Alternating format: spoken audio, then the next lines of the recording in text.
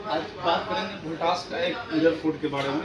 4 ग्राहक का ऐसा फ़ोन आया है, बहुत ग्राहक का फ़ोन आ रहा है कि E6 का एरर कोड का प्रॉब्लम आ रहा है। तो E6 एरर कोड का मतलब है कि इसके बारे में थोड़ा बताएंगे कि क्या दिक्कत है, क्या इशू है, क्या परेशानी है। तो E6 का सबसे बड़ी प्रॉब्लम क्या है कि कम्युनिकेशन गैपिंग होता है। आउटडोर इंडोर के साथ जो होता है कम्युनिकेशन, वो गैपिंग के कारण ही E6 एरर कोड आता है। दूसरी बात E6 का एक पता क्या है कि मान लीजिए कि आपका आउटडोर इंडोर के बीच कहीं गैपिंग यानी तार का ज्वाइंट होगा, या मान लीजिए कि लंबा दूर होगा या लंबा डिस्टेंस के कारण होता है।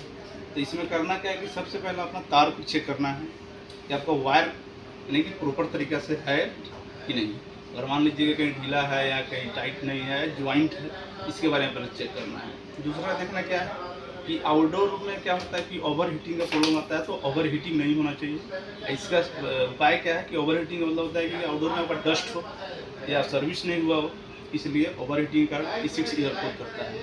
दूसरा क्या होगा कि मान लीजिए कि इंडोर हो, इंडोर में भी आपका डस्ट हो सकता है, इससे भी E6 आ सकता है। अगला पॉइंट क्या होता है कि अगर आपको स्टेबलाइजर नहीं लगाए हैं, हो सकता है कि वोल्टेज ज़्यादा आ रहा हो, इसके कारण भी E6 का एरर होता है। दूसरा, अगर मान लीजिए सब चीज़ प्रॉपर तरीके से ठीक है, तो हो सकता है पीसीबी प्रॉब्लम हो सकता है। पीसीबी में होता है क्या कि कुछ टेक्निकल इश्यू के कारण आपका एरर कोड शो करेगा। तो इसमें सबसे पहला बात की करना क्या है कि फर्स्ट वायर के बारे में जानना है कि वायर आपका पूरा लेंथ एक गया है या उसमें ज्वाइंट है।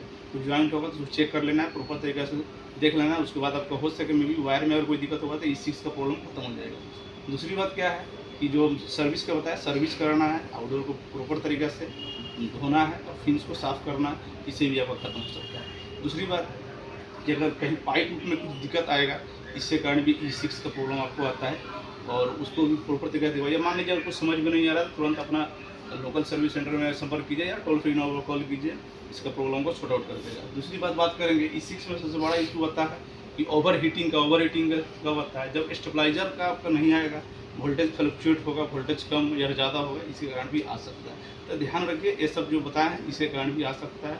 और कुछ समझ में नहीं आया तो डायरेक्ट टोल फ्री नंबर पर कॉल करना है और बता के सॉल्व आउट हो जाना है। कोई बड़ा इशू नहीं है, E6 प्रॉब्लम छोटा मोटा इशू है और इससे कोई ज़्यादा दिक्कत नहीं है। Okay, thank you.